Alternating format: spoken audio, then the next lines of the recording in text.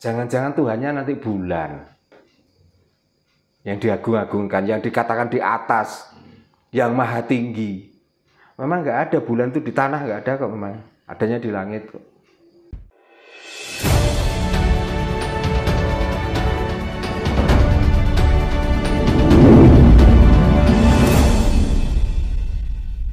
Kadang saya gini Pak, melihat ketika penentuan awal bulan ya, pakai teropong kan, malam tadi kan pakai teropong, kan belum kelihatan. Wah, berarti ki sesuk ini tanggal sekian gitu. Nah itu pun masih angan-angan loh Pak. Iya kalau besok itu benar tanggal 1, kalau enggak gimana? Nah makanya, lagian kalau itu urusan ibadah dengan Tuhan, kenapa kok mengikuti bulan? Berarti kan sama dengan meyakini bahwa Tuhan itu bulan. Betul. Tanpa munculnya Tuhan, dia tidak akan berani mengawali. Kalau hari puasa tidak makan dan tidak minum, kan sudah jelas. Makanya nggak salah kalau di tempat-tempat ibadah itu pakai simbol bulan. Jangan-jangan yang dimaksud Tuhan yang begini, yang begitu itu bulan. Gitu loh. Tapi kalau diomongi tentang hari dan bulan, kadang-kadang Allah itu gugon Tuhan, itu klenik. Tapi dia mengimani bulan ternyata. Tidak mau mengakui. Tidak mau mengakui. Berarti ya itulah orang berani melempar batu sembunyi tangan. Orang lain kesakitan, dia pura-pura nggak merasa. Lempar. Nah itulah makanya orang Jawa itu harus cerdas. Kenapa kok menetapkan hari tanggal 1 saja harus neropong bulan dan lain sebagainya? Kalau nggak bulan itu kelihatan, kok nggak berani mengakhiri orang berpuasa? Jangan-jangan Tuhannya nanti bulan yang diagung-agungkan, yang dikatakan di atas, yang maha tinggi. Memang nggak ada bulan itu di tanah, nggak ada kok, memang adanya di langit kok. Nah, berarti kan sudah kelihatan bahwa sebenarnya Tuhan yang diagung-agungkan itu berarti bulan. Gila, berarti orang Jawa itu jus Pak ya. Saya ingat dulu Mbah juga gitu Pak. Ya diakui nggak diakui. Misalkan mau musim tanam, musim hujan gitu kan tahu sebenarnya kalau mesti tanggal itu terus mulai udan kan seperti itu Pak. Mungkin dia pakai hitungan gitu Pak ya, mungkin Pak ya. Ya pakai hitungan itu.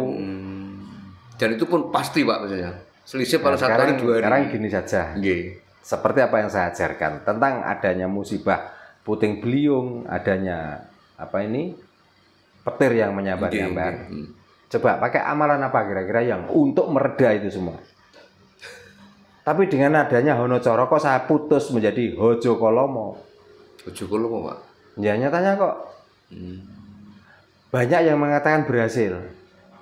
Contohnya seperti tadi lagi, karena musibahnya tadi lagi. Di sekeliling sini angin luar biasa.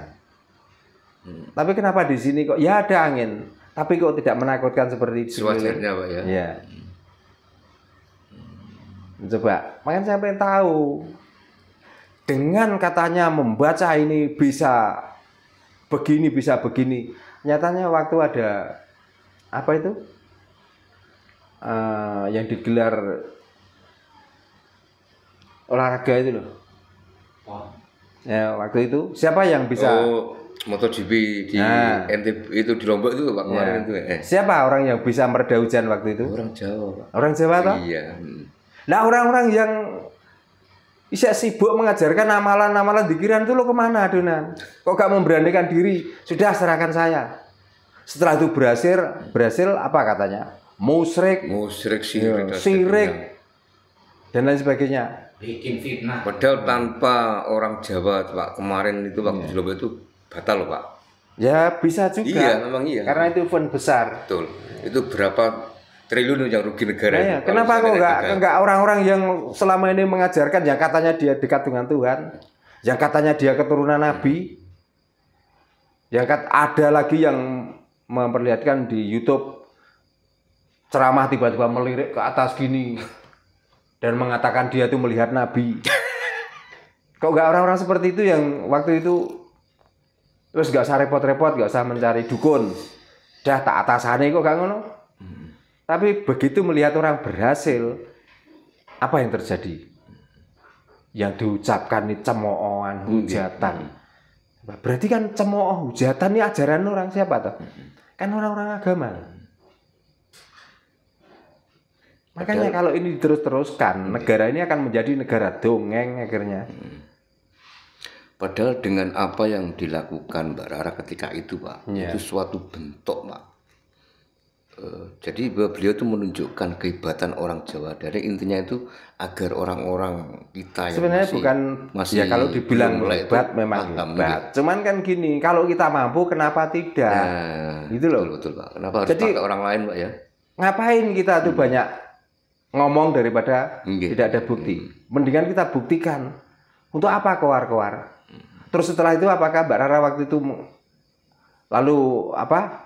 Dia mengajak orang banyak, ayo ikuti aku supaya kamu bisa seperti saya. Kan enggak toh? Coba kalau orang-orang itu bisa satu saja, ya entah apa yang dihasilkan lah. Nantilah yang namanya kurofat, yang namanya dogma, yang namanya doktrin harus luar biasa. Nantilah memaksa-maksa kita tuh harus diikuti. Ketemu harus salaman, harus mencium tangannya, karena dia tuh wali, karena dia tuh pemilik surga, dia yang membawa kuncinya surga, nanti lagi gitu.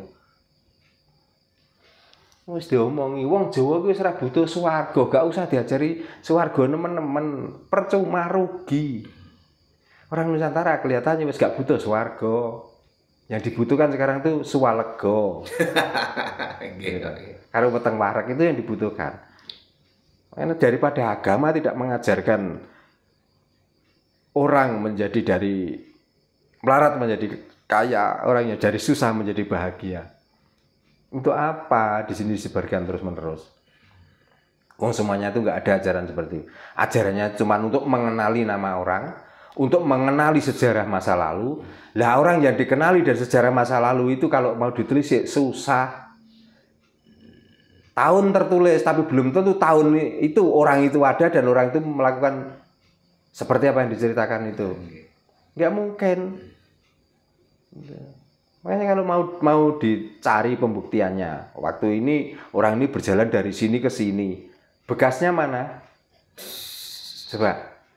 Tapi kalau sudah ngomong empu tantular, sudah ngomong empu barada, sudah ngomong empu yang paling terakhir Pusupo, hasilnya kan masih ada semuanya, tentang pusakanya, tentang bangunannya, kan semuanya masih utuh.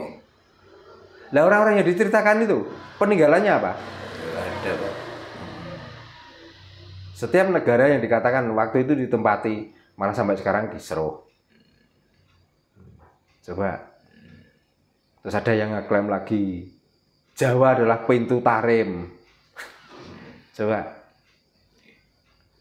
Apa kira-kira disian wong Yaman daripada orang Jawa? Tempat di sini apakah Jawa ini berdiri itu karena orang-orang Yaman awalnya? Coba, sekarang sudah terbukti banyak. Ya, nggak ada apa-apa tiba-tiba di situ didirikan nisan. Apa itu? Ya nisan ya. Iya, nisan. Nah, nisan katanya lewat mimpi saya menemukan ada seorang wali yang di makam di sini. Setelah sekarang dibego, ternyata di dalamnya nggak ada apa-apa. Kok tanah kosong? Nah ini buktinya bahwa orang-orang itu sebenarnya mau merebut Nusantara ini dari orang-orang Nusantara. Maka orang Nusantara digilakan dulu otaknya. Setelah gila, gampang untuk menguasai orang Nusantara. Ngomongnya ada pasukan gajah, tapi buktinya sampai sekarang kok nggak pernah ada yang menemukan taring gajah di sana, Pak ya. Nah makanya paling nggak kan waktu itu gajah itu matinya kan kena kerikil-kerikil dari neraka toh. Masa waktu itu gajahnya itu dimuat kontainer terus dibuang ke negara lain? Kan nggak mungkin, Pak. Nggak mungkin. Waktu itu kan belum ada alat berat. Nah, pasti kan di sana. Pasti ada. Nah, masa wong kono iku gak tahu duduk-duduk lemah kira-kira. Kok gak tahu petuk taringnya gajah. Paling tidak tulangnya lah, tulangnya gajah. Gitu loh. Makanya itu adalah tafsir-tafsir orang mimpi, cerita-cerita orang mimpi yang dipatenkan dan itu sudah berani disiarkan. Makanya sadarlah, takutlah. Masa kita itu mau mengikuti pembohong terus-menerus sampai sekarang. Kita diajari untuk membohongi terus-menerus dengan embel-embel pahala. Coba. Mendingan kita ngomongkan Candi Prambanan. Mendingan kita ngomongkan Candi Cetha, jelas. Bukti juga ada. Bukti juga ada. Sekarang mengagumi bangunan di sini banyak bangunan tua yang ditinggalkan leluhur kok. Tentang ajaran di sini juga banyak ajaran-ajaran leluhur yang sangat sakti kok. Sampun matur sembah nuwun Mbak Dano. Rahayu. Nggih, rahayu.